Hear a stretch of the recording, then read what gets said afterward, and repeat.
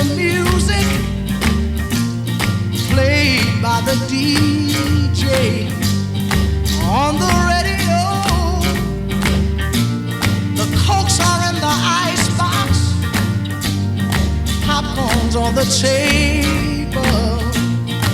Me and my baby, we're out here on the floor. We will call this the start of season 6. Season 6. Season 6. Jesus fuck. Season 6. Yeah. How many is that? How many have we done of these things? 5 more before that. 5 seasons. You set yourself up for that, man. Yeah, I should have been more specific. Start again. We're having a party, dancing to the music played by the DJ on the radio. The Cokes are in the icebox, popcorn's on the table. Me and my baby. All of those episodes we have done to date, however, give you no context or setup for what we're about to do here today. So let's talk about what we're about to do here today. So Wait. We need to actually start. Then you can say that again. Oh, I thought we were starting. We hadn't started. No, because we didn't pray Satan. No, we didn't we've do done the proper homily. We intro. didn't. There was no benediction. Start again. We're having a party, dancing to the music played by the DJ on the radio. The Cokes are in the icebox, popcorn's on the table. Me and my Hey, folks, we're back. We're back. We're back. It's been a minute. Actually, it hasn't been a minute. We finally did get that last episode out. It just took for fucking ever to do it. True. Yeah, there is that. And well, now that you're showing up here today, it's now it's season 6, and well, things are going to change. Things are definitely going to change. Yeah, this is going to be a little. If gonna come. Sorry. If you've been listening up to this point, you get the gist of what we're doing. We have taken about just under 200. I think 192 was the total. 192 albums from the Rolling Stone Top 500 list. Put them together in a big bracket. We've been sort of second-guessing Rolling Stone's decisions as we make our way. And we are down now, after starting with that 192, we are down now to our final 8 albums. Now, the way this show has been working for quite some time is we'd talk about one album's pros and cons, we'd talk about the other album's pros and cons, we'd take a vote, and we'd move on. And we're still going to kind of do that, but it's going to change how we do that. And I don't know, Corey, Scotty, the one of you want to explain this? No. Okay.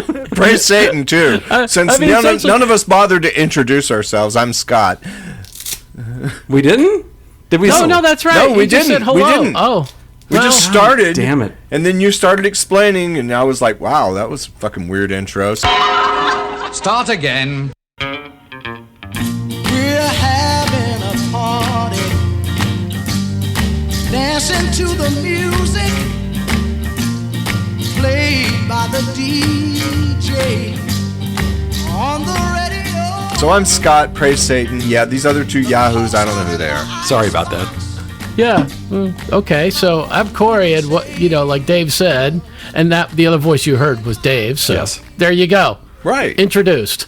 Done. So now that we're down to these 8 albums, we're doing something more of a deep dive, something of a listening party, if you will. As we've been doing this, we've been talking about these albums, but it sort of presumes, as we've been having these conversations, that any of you listening have actually heard any of these albums before. Because what we haven't been doing is we haven't actually been playing any of the music. Or if we have, it's been a little snippet here or there just to illustrate a point. Well, what we're going to do now that we are down to our final 8 albums, is our next 8 episodes, we are actually going to have a little bit of a listening party, as Corey said.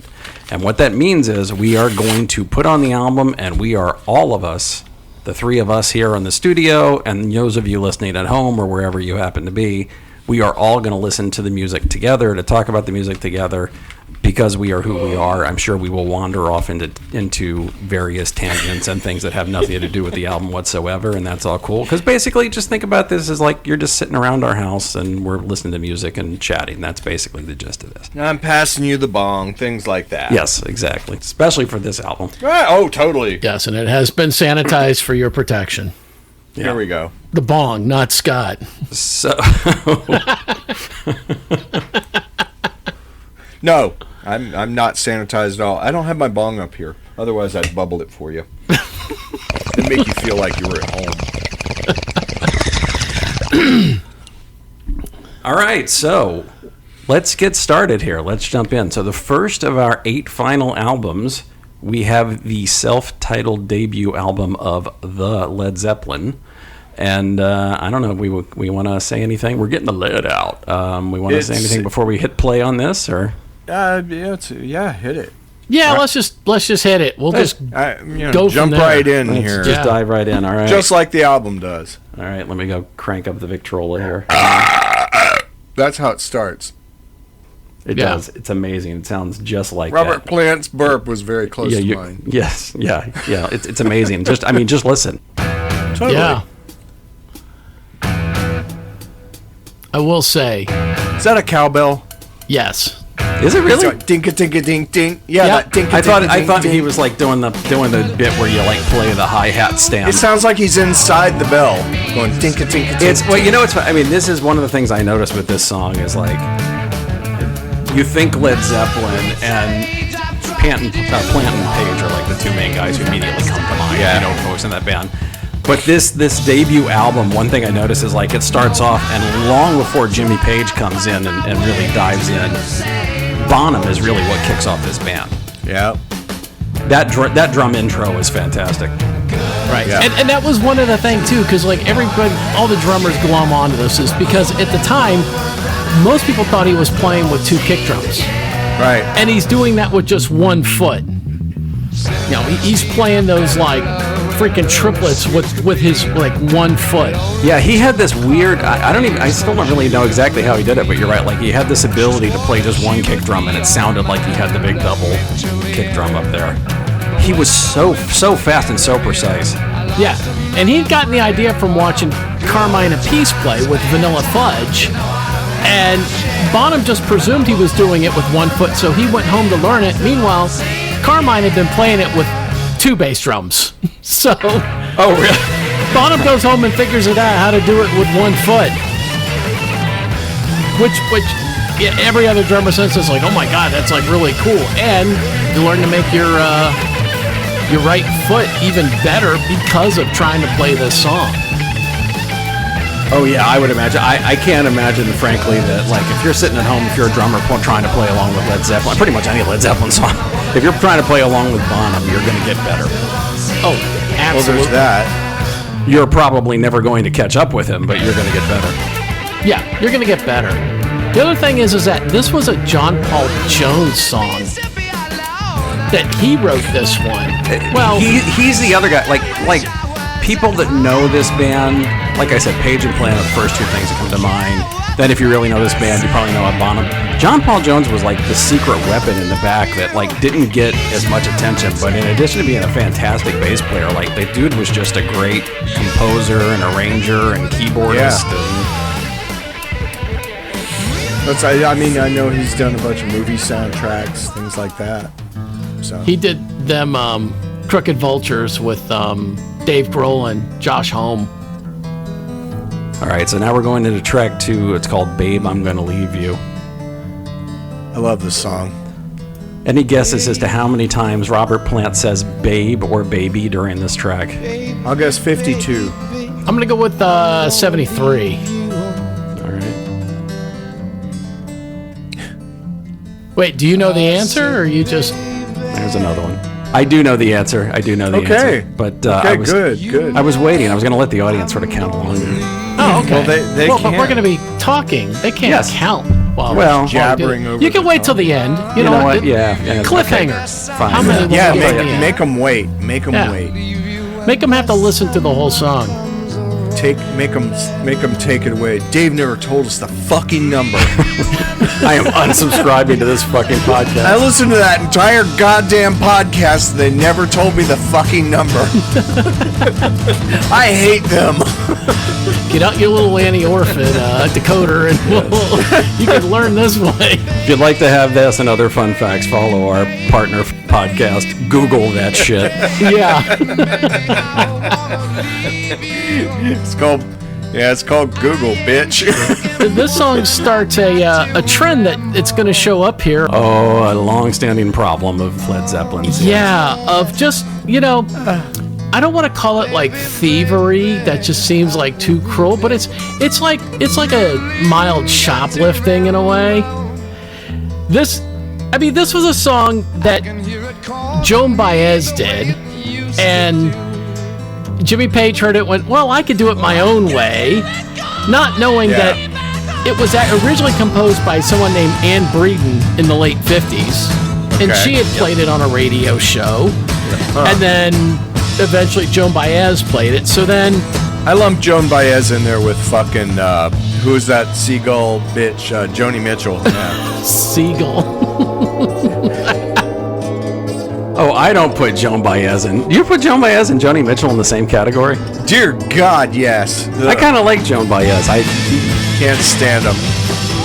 I don't like Janice Ian either. She can go to hell and die as well. So Page develops this for himself and shares it with Plant. So, they took a 3-minute song and gave it what I like to call the Grateful Dead touch. Yes. I think that was a popular thing to do back then. Oh, it was. To take songs and just string them out. And this whole fucking album is kind of meandering in some ways. There's a little bit of tightness here and there, but they got better. It was a first effort. I mean, the whole thing was recorded in like 30 hours over 3 weeks. And that's because Jimmy Page was like, I know, because I paid for it. And I'm like, okay, well. Yeah, Page paid for it out of his own pocket. And I think it was like the equivalent of today's equivalent of like $36,000. Yeah. Which is like nothing when it comes to recording. It was a shoestring budget compared, so. For all that, it kicks ass. But yeah, it fucking meanders on some of this that.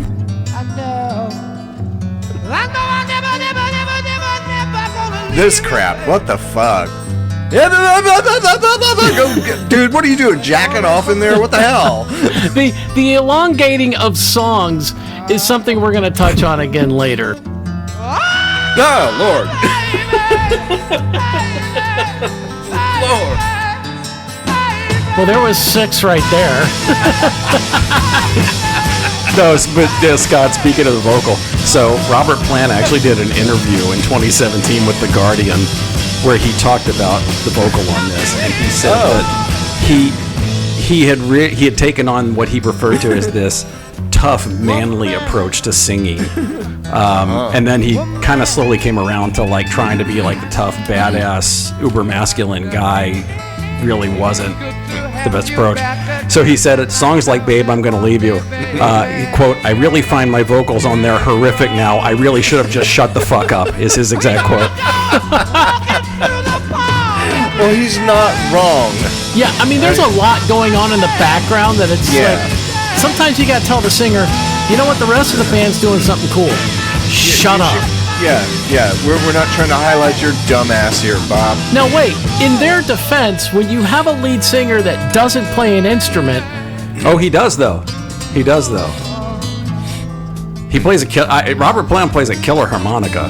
No, but I meant... on this album. Okay, but I meant like when they're on stage doing a song like this that there's no harmonica part. Oh, right. What's he supposed to do when there's long breakdowns happen or these long He's solos? supposed to go have a drink of tea and shut the fuck up.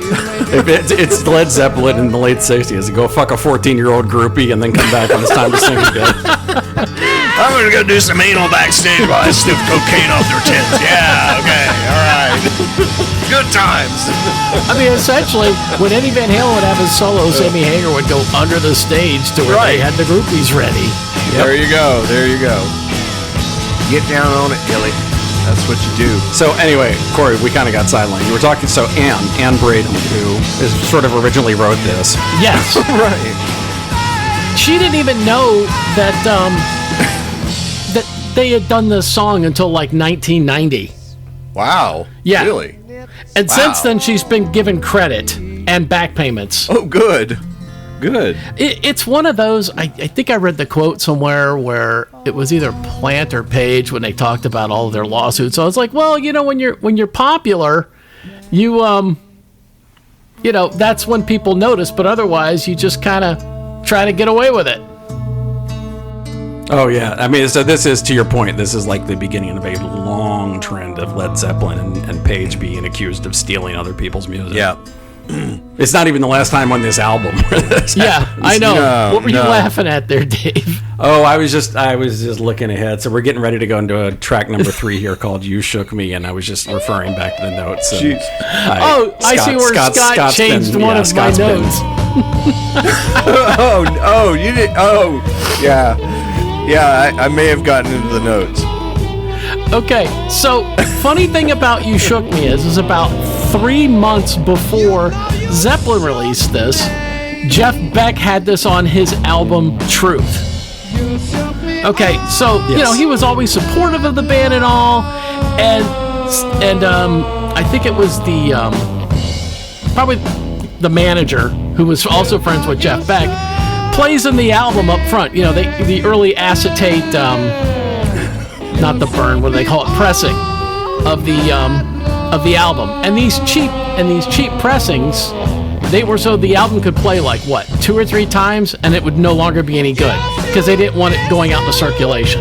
Wow. But anyways, so they play him this song first, and Jeff Beck goes, "Oh, okay. So now where's the rest of the album?" And when he's told, "No. That is on the album," he goes, "What are you fucking kidding me?" He goes, "I just released this on my album 3 months ago."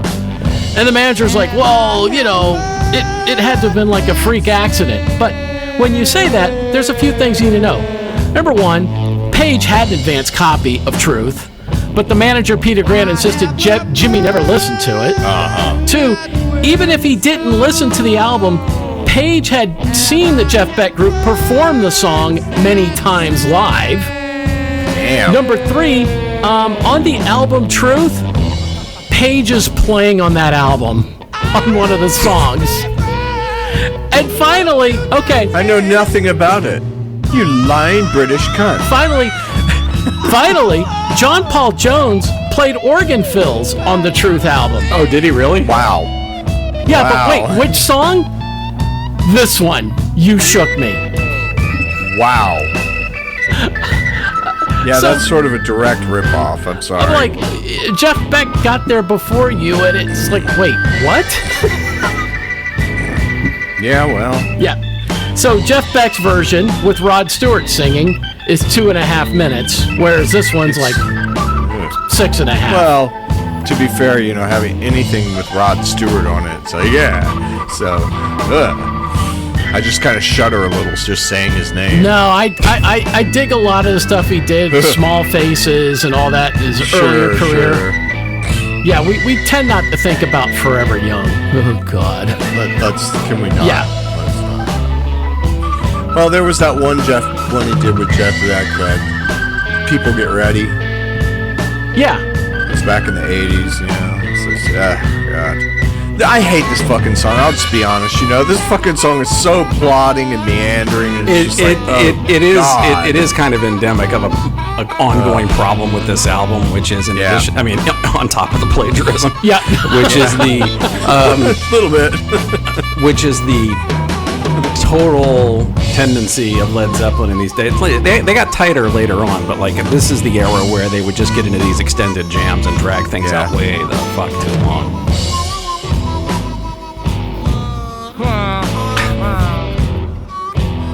But this is what the British blues bands were doing. They were taking the old blues songs, they were extending them, Right. they were, adding a lot more electric to them and all the amps and everything, and that was what people were going to the clubs to see. Well, to be fair, too, it wasn't really Zeppelin alone. It's just I think Zeppelin got more attention for doing that than other bands because they were more popular. The big whole rave up thing where they will go on these extended jams. I mean, we've talked about this in the past. Like, it's one thing to do it in a live context. Right. To do it in an album context, just doesn't quite hit the same way. Well, yeah, it doesn't translate the same way, you know. I think from day one, people have tried to capture live albums, and you rarely get that Kiss Alive thing going on, because, you know, even Kiss had to fucking fake it. I was going to say that the live album that wasn't really a live album. Exactly. So, yeah, that's what I mean. You know, live albums aren't so much live, really. Yeah. Do you hear the stuff that comes through the board? Sometimes it's shit, man. Well, this is also, that's the other thing about this. When they go on these extended, dragged out things, and again, there's a lot of them on here. Yeah, I'm looking at the track list here. Babe, I'm Gonna Leave You, You Shook Me, and the next track coming up, Dazed and Confused, all clock in and over 6.5 minutes long. Dear God, we gotta gab on that long? Wow. Okay, I mean, I can do this, but all right. Hold on. How many times did he say babe or baby? Yeah. Oh, sorry. Yeah. So I did actually count these in advance. God, we almost did fuck people over and never actually our answered the fans question. in Germany are like, yo, they did not tell us. We do not know the number.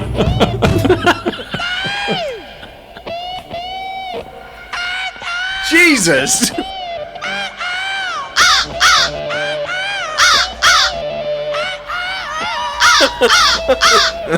Somebody pointed out they were talking about Page's gifts as a producer, which he does. Yes. But they were one of the things he talked about here is they used a lot this backward call and response between Robert Plant and the guitar. He used backwards echo, which was a trick he had been doing for a few years up to this point. So I made a note of that in the notes, and I'm like, yeah, he used backward echo, but like that's the only interesting thing about this entire song. It really is. It really is. Just Dear goes God. on for fucking ever. Okay, Babe or Baby, and Babe, I'm Gonna Leave You 25 times is what I previously counted. Well, that's a lot less than we thought. Okay. I expected a lot more. Same. All right, so pay Here we attention. go. Pay attention.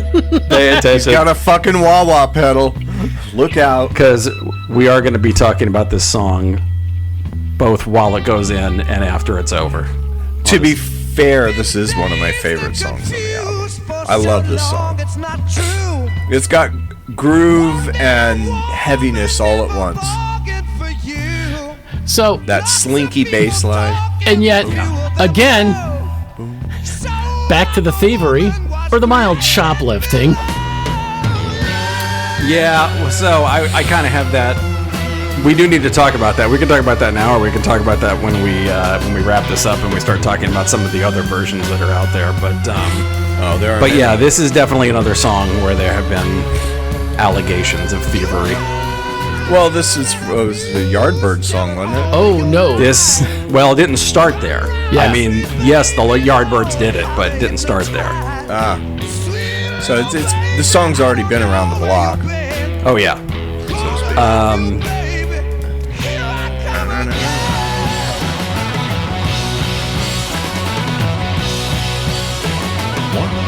But yeah, Scott, you're right. Like that bass line, that descending bass line, and then Page is kind of layering on top with that. Very cool. We talked about this too a little bit with Kashmir, I think, when we were talking about Yeah, Physical yeah, Graffiti yeah. Out, is that Bonham, it would be really easy for the drummer to like fall into following the bass, but Bonham always seemed to like listen more to the guitar and follow that more than anything else. And he also knew it's like he had this ability, even when Page is off doing something weird or John Paul Jones has some weird rhythm, Bonham seemed really great at figuring out, okay, he's playing in XX time, but if I play in standard 4/4, it's gonna syncopate and line up again and go out of phase and line up again. Like Bonham had the head, like he could kind of see the math of exactly how things would pair up. And this was an example I think we talked about before where he actually did something different, whereas just playing the standard blues, bump, bump, pow, bump, bump, bump, pow. You know, you're like, okay, this one there was a lot more creativity, which we can appreciate. Is that a little black doll on your desk, Corey? Where? Behind the Jesus Novena there on your desk, or Dave Grohl, or whatever the fuck that is. It's a smart plug. Oh. No, it looks like there's a doll behind you. I guess I'm wrong. That's fine. Oh, wait, there's a rock. Oh, the Santa rock. Oh, it's a Santa rock. Okay, I thought it was... Dude, I thought it was some... Yeah, we got this from somebody at work long ago, and it's been on my desk since. It brings me bad You know luck. how hard this is going to be to edit that out with the music playing in the background? Fuck, it doesn't matter. I said... Oh, wait, yeah, that, we got it. Yeah, that. That's what I was talking about, Corey, and now you made him say it a second time. God damn it, Scott. Even though we're still talking, the music's going, but... God damn it. So... okay, so with this song, and we'll come back more on it later, this song dates back to the Village Gate in New York City. The Yardbirds were on a bill with singer-songwriter Jake Holmes. Okay? Yep. The Yardbirds drummer Jim McCarty, after the show, found a record shop to obtain a copy from an album called The Above Ground Sound of Jake Holmes. So they could cover it their way. He said, quote, "It was quite moody and had a great descending bass riff with plenty of opportunity for Jimmy to improvise." There you So, go. that's where that starts, and we'll come back to more of that later of how, I wish they'd eased up a little on the bluesy part in the middle. Just this. This is so meandering.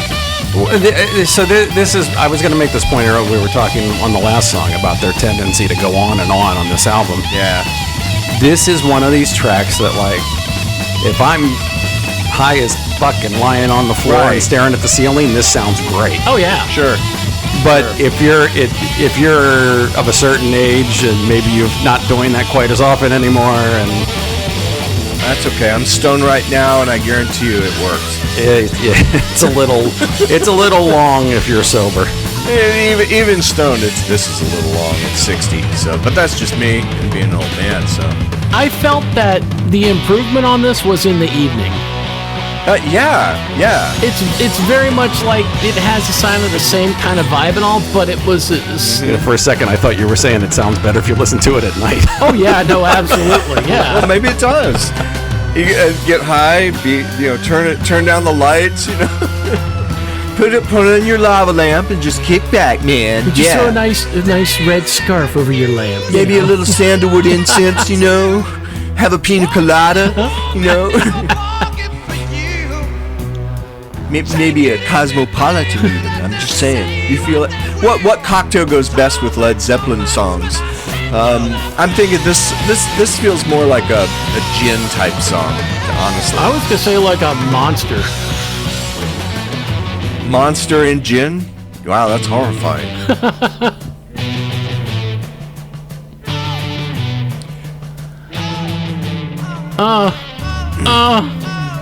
Jesus Christ.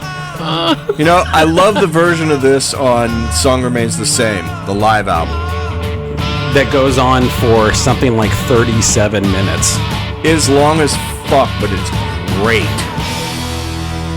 Because that translated. The difference being, it was live. And again, that long extended jam concept, it works a lot better live than it does on a studio album. Yeah. All right. That's the halfway point. That's the end of side A. So yeah, that last song was, as Corey was telling you a little bit, that last song was called Dazed and Confused. It was a cover of a cover of a cover. Here's what it sounded like when the Yardbirds had done it just a few years before Led Zeppelin was formed. Ooh. I'm dazed and confused. Is it stay? Is it go? Give me a clue. Who else is thinking sad British twat music? We're singing. I'm dazed and confused. Oh my goodness. I'm so sad and I'm dazed. I'm so confused. It sound. I mean, you can definitely tell same song, but it doesn't have that same edge to it. No. It's got that descending bass line, but wow. Yeah. That's something. Ooh. So anyway, Corey, you were talking about the history of Days of Confused, and we were talking about the history of the Yardbirds and how it all fits together. So you want to pick up where you left off? So anyway, Jimmy puts his violin bow in his atmospheric studio tracks and adapts Dazed and Confused to a point that he goes, it's now considered his song. It's a Page original. So fast forward all the way to 2012. So we're talking some 40 years later, and Jake Holmes files the lawsuit of copyright infringement. Oh, right. Well, the case is dismissed, and in January 2012, after an undisclosed settlement between Page and Holmes was reached out of court in the fall of 2011. And since then, any iterative copy you have of this song now says, by Page, inspired by Jake Holmes. Now, question for you, Dave. It was thrown out of court, but it says it was dismissed with prejudice. What does that mean? Yeah. That means, so when a case gets dismissed, it's always either with prejudice or without prejudice. And the distinction is, if, let's say that I'm trying to sue you for something, and let's say you're on my property, and I'm just making this up as I go along. You're on my property, and so I'm trying to file a lawsuit against you for trespass. That you have to pay damages for crossing over into my property. As we get closer to trial on our little lawsuit, you come to me and say, "Hey, you know what?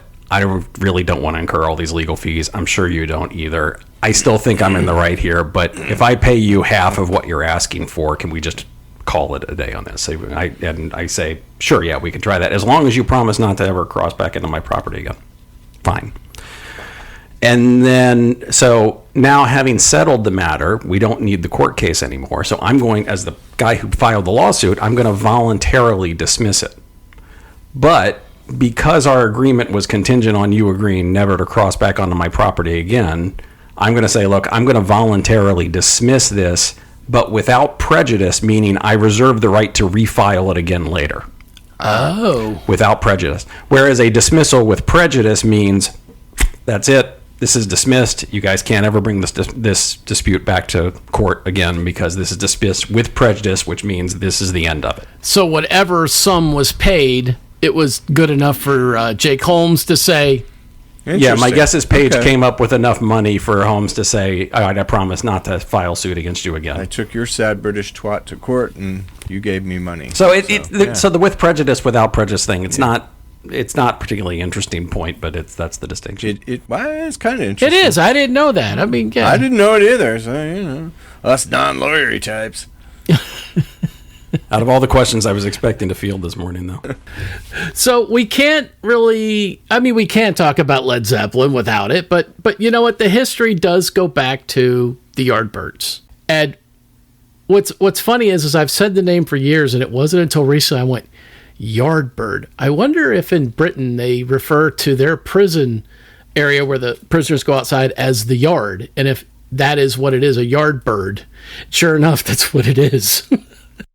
See, I always thought because they started out playing blues music, primarily blues music from the southern U.S., there's a colloquial term with the black community, especially in the 18th and 19th centuries, of referring to chickens as yard birds. Yes. They're birds that run around the yard. And so I guess I thought since they were taking southern blues, they just took that term with it.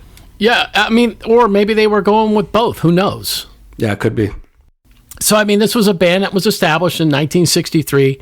None of Led Zeppelin are in the founding members of that band. No. You've got your original lineup. They did have one lead guitar, this Anthony Topham. He was 15 when they started. They got into this gig, the Crawdaddy Club. The Crawdaddy Club. We're doing a hot gig down there tonight. Crawdaddy Club. And pretty much within 2 months of their formation, they were able to work have gigs 5 or 6 nights a week. Now, because this kid was 15, Nice. He's in art school, and his parents go, "No, we want you to focus on art school." Even though Topham, or he just always went by Top, was claiming that he was already making double what his father made. Wow. Working at the club. But he did, and so he was replaced then by fellow art school student Eric Clapton. How is that? Like, you lose your guitar player and you get Eric Clapton? Like, just as a starting point, and that's not even as weird as it gets, frankly. Right. So now you got Clapton in the band, and I mean the band soars after that. Yeah. Just soars. There's a shock. Well, I mean it was Clapton, and he definitely came in with the chops, and a lot of his bending and sustaining notes, they said he learned from listening to Freddie King records. So at this point, they start this whole jamming thing. They play aggressively and dynamically, old blues standards, and they start opening them up. You know, what Clapton would call jamming in the middle, taking 2.5-minute songs and making them 6 minutes, like we've now heard on these songs here with Led Zeppelin. So we can see this. So now, here is what I find incredibly funny. So Clapton leaves the Yardbirds. He claims to be a blues purist and was not interested in clean-cut commercial top 40 music. So when the band selected to make the leading single For Your Love instead of an Otis Redding cover, that's when he said that was enough. And in February 65, before the single came out, he was out. Wow. Yeah, he apparently, based on what I read, he just was not interested in doing anything that wasn't blues. Like, he had come from that background, and that was all he wanted to do, was play blues music. And as they started getting farther and farther away from that, the less and less he was interested. So he leaves, and so you lose, not only did you have Eric Clapton in your band, you lose Eric Clapton in your band. Fuck, how are you going to fix that? And along comes Jeff Beck. Okay. Yeah, so they originally asked Jimmy Page, but Jimmy Page had a gig at a studio where he was working full-time. So he recommends Jeff Beck. And what's funny is their first impression is he walks in, Jeff Beck looks like he hasn't bathed in a week. His clothes doesn't look like he's changed. They're like, yeah, we don't know about this guy. And then they just started testing him and throwing everything at him. And pretty much they learned that Jeff Beck could play anything. And they meant anything. Because he was Jeff fucking Beck, yeah. And unlike Clapton, who had this, blues or fuck off attitude, Beck loved the experimentation. Like, he didn't want to get put into a box of just one genre. The one issue he always ran into was the rest of the band took him for granted and kept comparing him. Well, Eric would do this or Eric would do that. And one day he just went, fuck Eric Clapton. I'm your guitarist now. Shut up. Rightly so. Corey, remind me what their drummer's name. Jim McCarty. Jim McCarty, yeah. I was reading like an oral history of the Yardbirds, and he said that Beck was, obviously insanely talented, but also really, really self-conscious, and apparently like really easy, not amazingly for as good as he was, not confident enough in his own ability that the slightest little like slight would get to him. So the idea of Clapton did this, Clapton did that, pissing him off, like that's right on brand from what I've read. Real touchy cunt. He's a real touchy cunt. So now the lineup includes Jeff Beck, and they lose their bass player. And lo and behold, now Jimmy Page is available. Yeah. So Jimmy Page comes into the band, picks up the bass, and so for a very short time, the lineup is Beck on guitar, Page on bass. Wow. Eventually, though, one of the other guys moved to bass. I don't recall who. One of the other guys moved to bass, and Page picks up a guitar too. And there's a very narrow window where they had this like dual guitar attack, except one guitar was Jeff Beck and the other guitar was Jimmy Page. Insane that kind of talent in one band.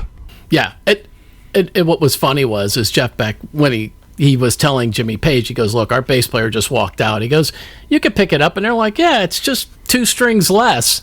And they said the first time he did it, he says Page was just awful. He was up and down the fretboard and everything. And fucking around, like, that's not how you play bass. And then they were doing some recording sessions, too, where they had Keith Moon and John Paul Jones in the studio. So that's where the 4 of them were. Wow. Yeah, that is. So from what I understand, like, Page was also really embraced this sort of experimental approach where they were getting farther away from blues and starting to bring in like psychedelic stuff and rave, some what we'd probably call rave music today, that kind of stuff. And what I also read was McCarty made the comment that Jeff Beck improvised everything. No, nice. Like there was like no, when he came, especially came then to put down a solo or something, like there was no preconceived notion of what he was going to do. He just came in and improvised. And McCarty made the point. It's like it was great to play with because like literally it kept it interesting because the song was different every night because we were all just following him. Wow. Whereas Page, that had come from this studio session mentality, he said Jimmy Page came in very professional, quiet, kept to himself, always knew exactly what he was going to play, note for note. He said there was little to no improvisation at all with him. Well, just very businesslike. Yeah. Well, he came from a studio background, so that kind of makes sense. Yep. Exactly, and that's why he turned down the Yardbirds the first time, because he had a gig at a studio and he really wanted to learn that. And he really wasn't, at that time, thinking that, he was going to be playing a lot again. And then when Beck brought him in and he started playing live again, he's like, no, this is what I want to be doing. So then Jeff Beck is gone, and now Jimmy Page kind of owns the Yardbirds. He's kind of like left. It's like, well, you got to do something. So he starts putting together the new Yardbirds. They left him, when the band broke up, he got the rights to the name, the Yardbirds. But then all the musicians had left, and they were still like, he was responsible because there was a contract. I think they were supposed to play like a set of dates. Now, meanwhile, the band is broken up, and he owns whatever is left of the band, so it's up to him to like fulfill this contract. So he goes out and starts looking for new musicians to put together as Corey said, the new Yardbirds. And that's how they set themselves up when they did a gig in, was it Denmark? Oh, here it was. The Gladsake Teen Club in Glensake, Denmark. Somewhere near Copenhagen. Yeah. Tiny little nowhere place. Salted licorice country. 1,200 fans to see what was left after Clapton and Beck were no longer members of the Yardbirds. So Page has to look for new musicians, and the first thing he does is call up this guy, Robert Plant, who was in another band called Hobbs Tweedle, and asked if Robert Plant would be interested in singing, and they get together and seem to jive, and then Plant turns around and recommends Bonham for drums. They had played together in a band. Plant and Bonham had? Was it called, I wrote it at the bottom. Ode to Joy or some shit. Band of Joy. Ode to Joy. Beethoven cover band. Yeah, which Robert Plant actually revived Band of Joy in 2010 or 2017, something like that, and actually did like a little tour thing. But yeah, him and Bonham briefly played together in that band. So, and meantime, Page also reaches out to John Paul Jones about playing bass, about playing keyboards, and so now you have essentially Led Zeppelin. It took him a while to move on from the New Yardbirds to the Led Zeppelin name, but the band itself was pretty much constructed at that point. Yep. And the name comes from Keith Moon when he saw them all together. He goes, yeah, y'all are going to go over like a Led Zeppelin. And they got sued by the widow of the guy, Zeppelin, the guy who invented the idea of the Zeppelin aircraft. Oh wow, Otto von Zeppelin or whatever. Yeah, they got sued for using the name, and also she wasn't happy about the fact that they were using the photograph of the Hindenburg crash on the album cover. It's in bad taste. I mean, historically we're at a point now where it would be like doing an album cover with like the plane hitting the second tower. Oh yeah, that's true. Yeah. Yep. So actually, with the name Led Zeppelin, it was the manager that changed the spelling and took the A out. He said, I don't want there to ever be any confusion. I don't want to call you Lead Zeppelin. Like lead or follow. I want it to be Led. So that's by taking the A out, you could never mispronounce that's what they say in Japan too, Billy. They're like, yeah, they sell you butt plugs with Led Zeppelin imprinted on them. Fucking other anal devices. I mean, all kinds of stuff with Led Zeppelin printed on it. Where are you shopping? It comes with 3 speeds: low, medium, and dazed and confused. Oh. That's how you get that sound. That's how you get that sound. Okay. Those hides were produced electronically. by vibrations sent through Robert Plant's rectum. Are we going on to side 2 yet? So much meandering here. So we're just going to take a brief moment, as we have for the last several episodes, to remember some of the albums that have already been eliminated from our little competition. We're going to talk about your mom's penis. It's exactly what we're going to talk about, and we're going to talk about it right now. Ladies and gentlemen, Miss Whoopi Goldberg. For everything there is a season and a time for every matter under heaven. A time to be born and a time to die. And though they and others you fondly recall are no longer with us in person, the gift they left us will continue to enrich, enlighten, and entertain.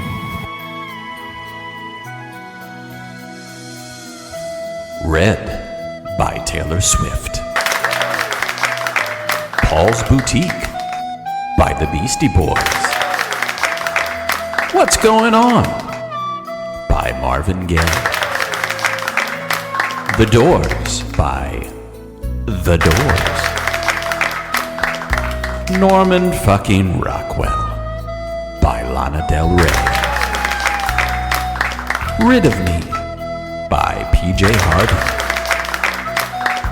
The B-52s by The B-52s. Otis Blue by Otis Redding. Moving Pictures by Rush.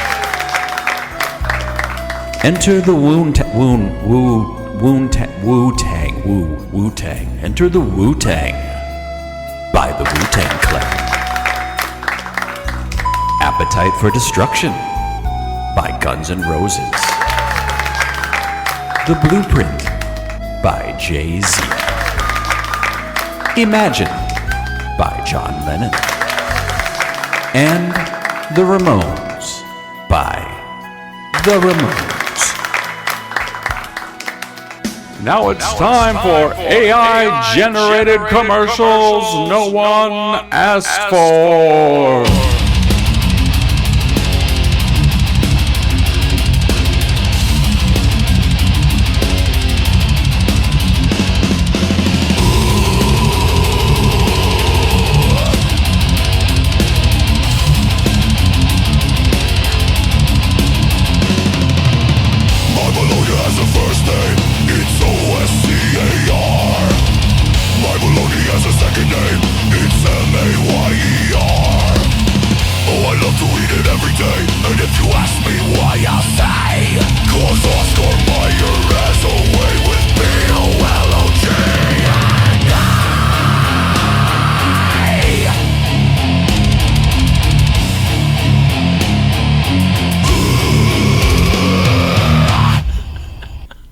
Okay.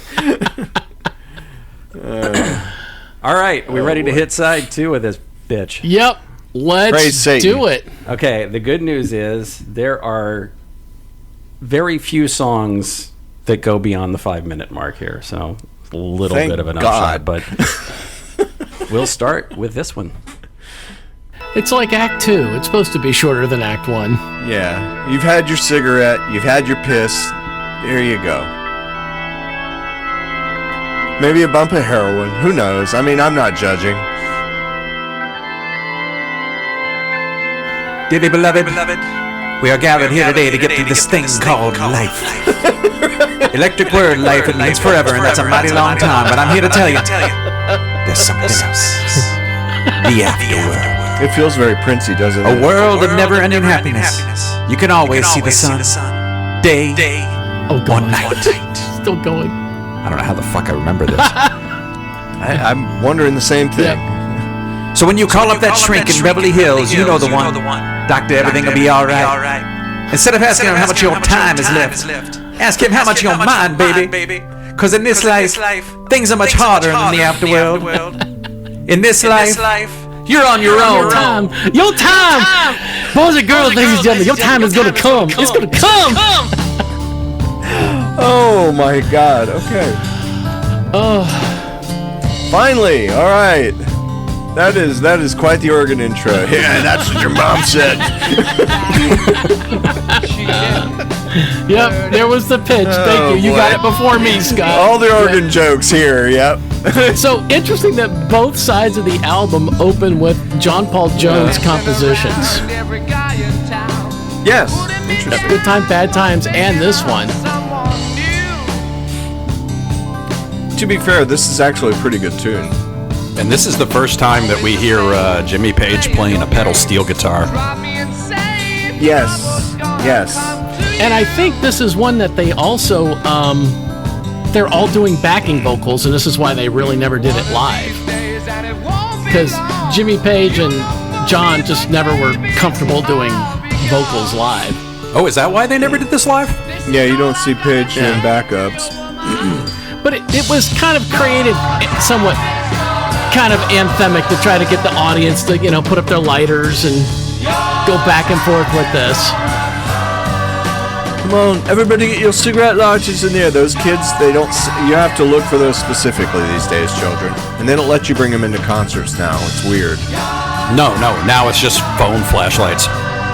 It's just those bright white LEDs all over the place. Oh, God, yeah, no. Bring a fucking lighter. Yes. Do it right.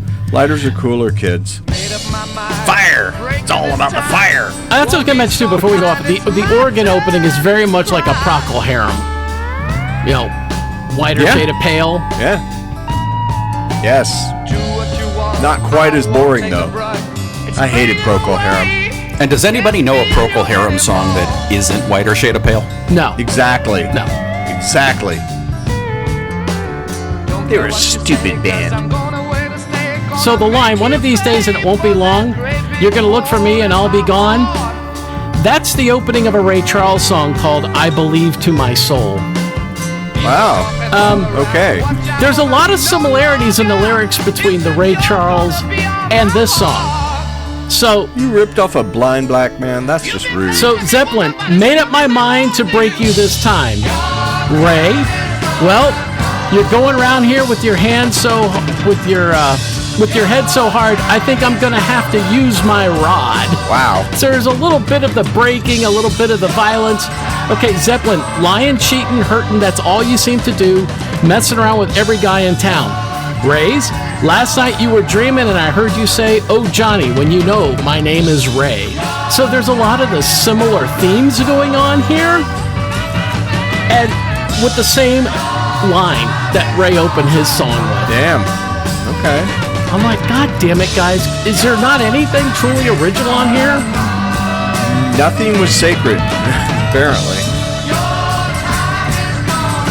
I don't want to sit here and make excuses for Jimmy Page, but because it's a problem that went on way too long. But coming from that blues background of the 60s, where everything was a cover, and even the copyright laws were different, and nobody thought there was any problem with doing covers without giving credit. I mean, it is a little bit of a product of its time in that sense. Right. But by the time they get to the 70s, I mean, at that point, they really ought to fucking know better. And at that point, they got so much money, and they should just goddamn pay people and quit trying to get around it. Well, isn't the point of playing the blues music because you want to try to introduce it to an audience of like, hey, this is what the blues is that's going on in America? I mean, I suspect there was probably an element of that, but I also think a big part of it is just that the blues is fucking easy as hell to play. There's that, but I mean... Well, that's fair. I mean, the bar to entry for a blues cover act is not that high, you know? Right, but Keith Richards was always like, they were reintroducing America to their own music, but in a way it was like them, I'll even say the Blues Brothers. They're like, this is the artist. Go check them out. And going back... Learning a few. It's like when you first learn guitar, you often learn covers, and learning a Rolling Stones cover these days to me is hilarious in a lot of ways.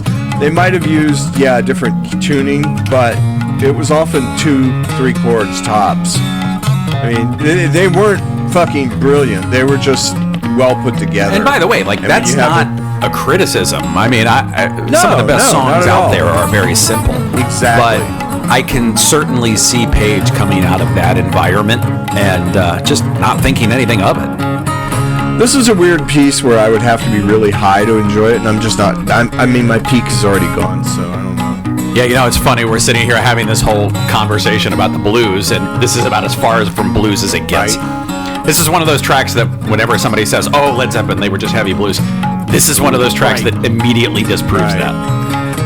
But yeah, not my favorite. No. It's one of those things that is probably the most musically interesting things on the album, but it just goes on and on. And actually, I came across an article that used Spotify data to figure out for a whole bunch of classic rock albums what was the most streamed track and the least streamed track. And Black Mountain Side, which is the song we just heard, is the most skipped track on this album, at least according to Spotify.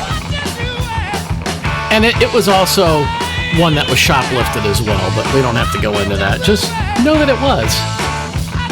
Yes, it is just another example on this album of theft, and including this song, which was that we're listening to right now, that was inspired by someone else. And this is Communication Breakdown.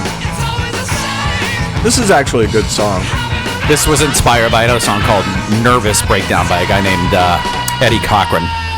Page did some kind of like tweaks to the progression and changed a couple other things, and here we are just a couple of years later. Yeah, when I hear people say things like, oh, this is like the beginning of heavy metal, it's like, not really, guys. This is just blues. I don't feel like this is metal. Yeah, like that's an interesting thing, because like there's so many acts that we've had this conversation about this album and this song especially. This song gets a lot of credit for being like borderline punk, the beginning of borderline punk as well, because Johnny Ramone was a big fan. In fact, Johnny Ramone had this great quote where he said, "That's how rock and roll should sound. Everything should be a downstroke."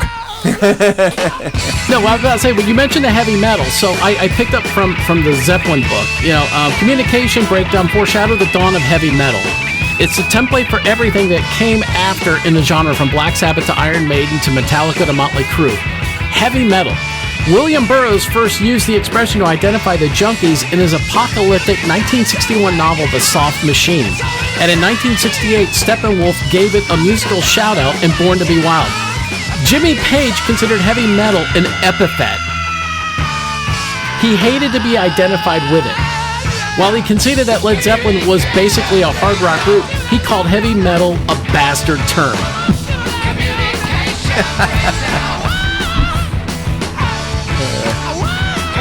We talked about a whole list of acts there that are kind of credited with starting heavy metal variously.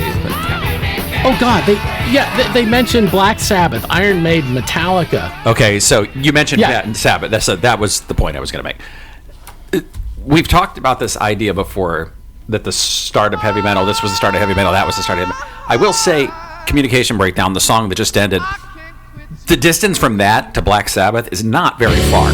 No, it's not. No. Oh, dear God. This song. Which one is this? I Can't Quit You, Baby. I wish I could. I wish I could. How many times did you say baby in this? I didn't count this one. But now this is back to the other point. This whole interpretation of, oh, well, they're just heavy blues. Yeah, this track especially. This is one of those facts that kind of supports that. It is. I mean, it's okay for what it is. I feel like I should be drinking bourbon the entire time. And I should be like just shit-faced, you know? Like 10, 12 bourbons in, you're like, yeah, it's fucking great, man. It's fucking great. Oh, listen to that guitar. That motherfucker playing, Billy. He's playing. Yeah, you should just be loaded listening to this. You should be tanked. I feel tanked just listening to it. Back to that point we were when we talked about the Yardbirds, where like nothing happened by accident with Jimmy Page. This is a really good example of like his approach to a blues solo and how it's different from a lot of other guys, because it's very melodic. It's not just kind of sticking around in the pentatonic box the entire time. And it's too precise to think he's standing there improvising it. Like you can tell that he sat down and had exactly in his head what he was going to play, every single note. Very methodical. He is a precise player. Oh yeah, very precise player. The other thing with Page is like, he never did anything easily. Like, what I mean is, even when he's just playing rhythm parts on this album and subsequent albums, it's a lot of complex phrasing. A lot of his like layers of 2, 3, 4 guitars stacked on top of one another on the track. It's like, dude, it's okay. You can just like take one where you just strum for a while. Like you don't have to make everything into this whole big complex exercise. It's funny because it's something else that came to mind about that. It was that I remember reading a couple of reviews about this, and people actually claim, you know, that Page's guitar playing is sloppy, and it's like, yeah. He claims there are mistakes in this. I don't know where they are, but he's done interviews where he said, "Oh yeah, there's mistakes in there, but I always leave my mistakes in because I wanted to have like a little rawness to it, you know." Well, that's the brilliance of, I think, of all Led Zeppelin stuff, is that it felt immediate. It felt very real. Oh, yeah, all the songs feel that way to me. And this album, not so much. It's not my favorite Zeppelin album, just to be brutally honest. Mainly because of shit like this. This is just musical masturbation, nothing more. He's just whacking off all over y'all. It's nasty, too, because I gotta watch it. But to Dave's point, this works better in a live situation. Yes, absolutely. Live, this would be fantastic. And sometimes I think with the live albums, they really should be capturing the mistakes. They always pick the best tracks. Sure. Oh yeah, if it's a live album, definitely, yeah. The overdubs drive me crazy on live albums. I think some of my best experiences or concerts is when something went wrong or someone missed a note. You just see them look at another player and you just see them shrug and go, oops, and they're still just going on. Or when the singer flubs a verse and exchanges the words backwards or some shit, and you're like, you know, you're all in on the joke though, and it works. Yeah, I've got this copy of Tori Amos doing a live performance. She for years has been doing this thing in her live shows where she literally takes requests from the audience. So like they fill out like little slips of paper ahead of time while they're finding their seats and shit, and then she'll do covers on stage. And she was doing All Through the Night by Cyndi Lauper, and she hit a point where she went to go up and hit a higher note, and she realized midway she wasn't going to get there, and she literally just stopped playing and said, "Fuck me, I cannot hit that note." And then she just hit that note and she said, "Okay, let's try that again." And then she just picked up and started right where she left off. But Scott, like to your point, like it's one of those little moments of sincerity and realness that just like makes you feel like you were there. Yeah. Yes, that connects with the audience, and the audience goes, "Yeah, we were there." Yeah, it all just fits. So I love shit like that. That's cool. It makes the artist seem a little more down to earth. It's like Chapel Roan doing covers. It's like, yeah, cool as shit. The Barracuda? So cool. Yes, her cover of Barracuda fucking rules. So we've now moved on to the final track of this album. Thank God. Called How Many More Times? But strap in, because this fucker is 8.5 minutes long. Oh, God, it's... Of anal excitement. Quivering. Throbbing. Excitement in your anus. Like you've ever lasted 8.5 minutes. Yeah. And this is like the theft of a whole lot of stuff, actually. So, like, the bass line comes out of the way. The Yardbirds used to cover this song by Howlin' Wolf. And then the title and opening verse came from another song by Howlin' Wolf. Damn. And then they stole, like, some other verses from an Albert King song. And it's pretty easy to write an 8.5 minute song when 4.5 minutes has already been written for you by other people. There are some good songs on this album. A majority of the album, though, is fluff, and how the fuck did this album get here again?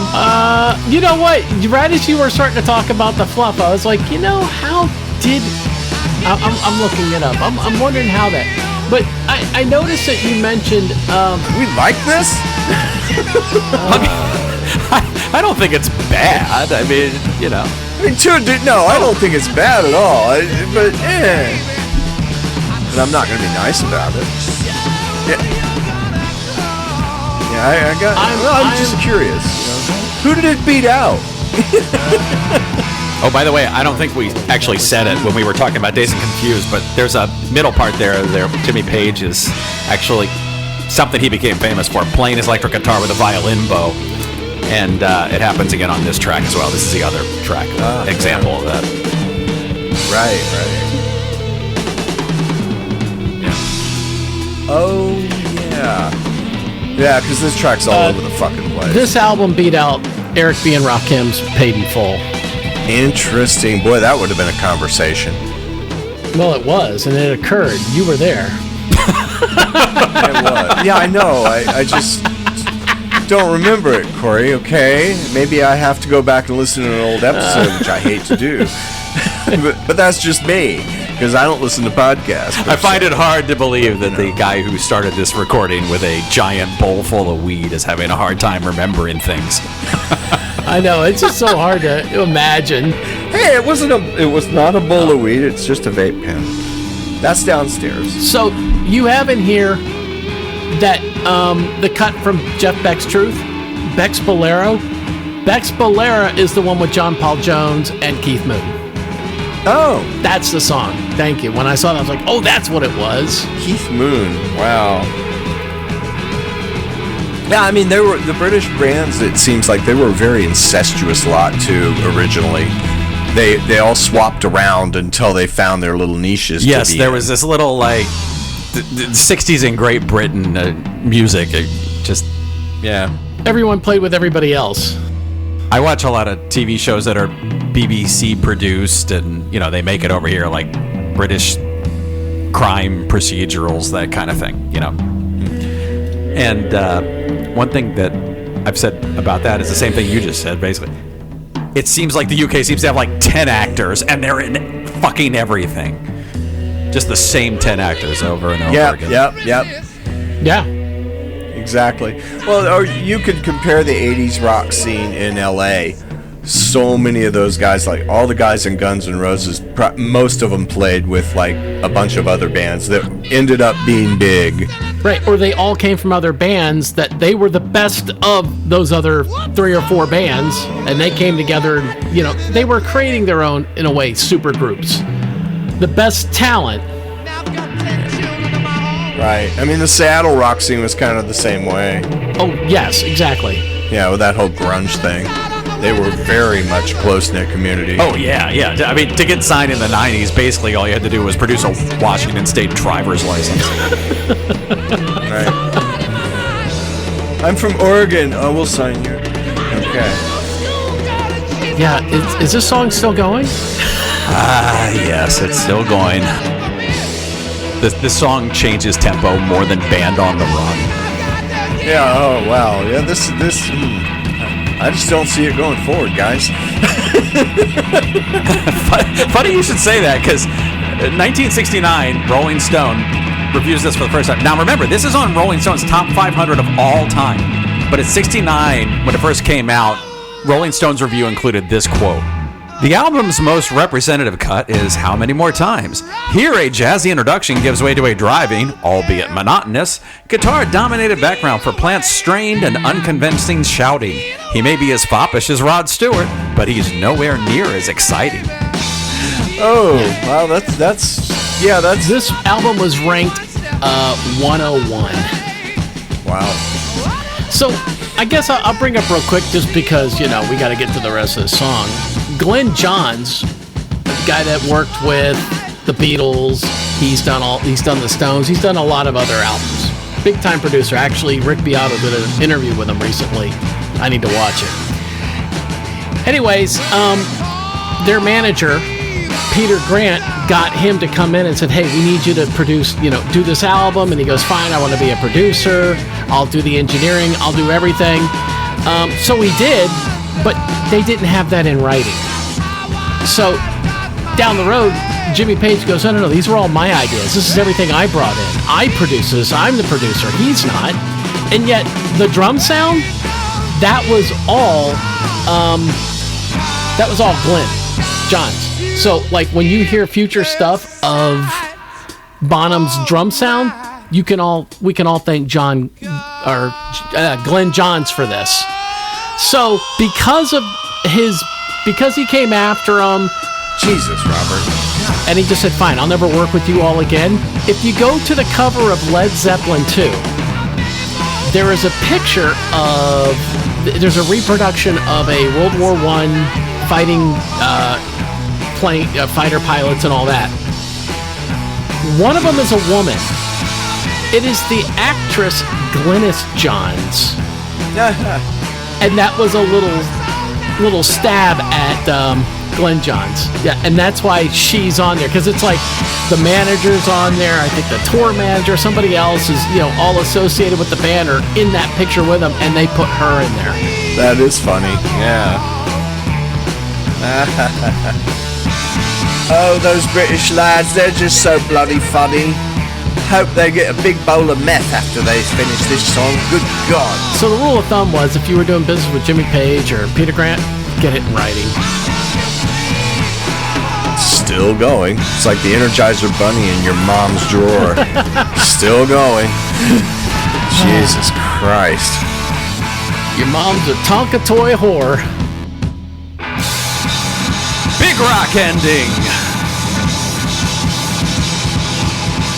Here's the big rock ending. Hey! All right, we made it. Yay! We made it. Oh. That shit's done.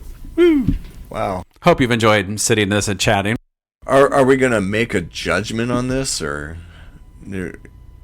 Well, we are once we hear from its competition on the next episode. Oh, that's right.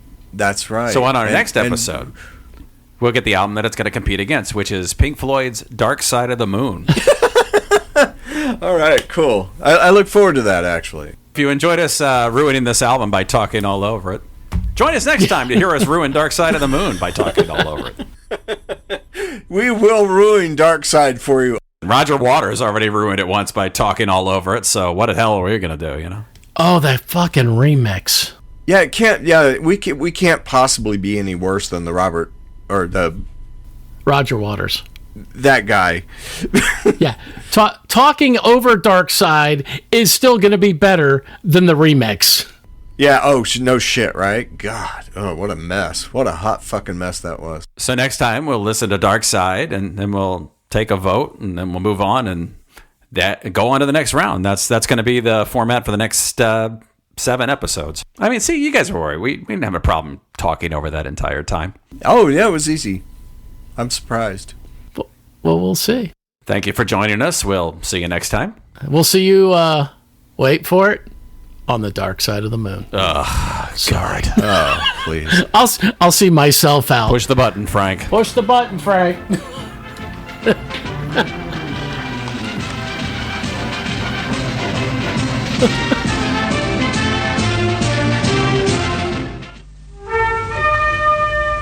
Mount Everest. Forbidding, aloof, terrifying. The mountain with the biggest tits in the world. Start again.